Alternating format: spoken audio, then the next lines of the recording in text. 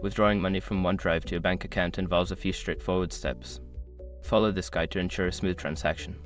Step 1. Access your OneDrive account. Log into your OneDrive account using your credentials. Make sure you are using the correct email and password associated with your account. Step 2. Navigate to the payment section. Once logged in, look for the payment or financial section within your account settings. This area typically contains options related to transactions and withdrawals. Step 3. Select Withdrawal option. In the Payment section, find and select the option to withdraw funds. This may be labeled as Withdraw to Bank or something similar. Step 4. Enter bank account details.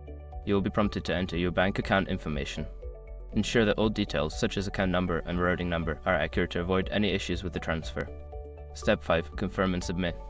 Review all the information you have entered, then confirm your withdrawal request. You may receive a confirmation message or email once the transaction is processed. After completing these steps, your withdrawal request will be submitted. Keep an eye on your bank account for the funds to appear and check your email for any updates regarding the transaction.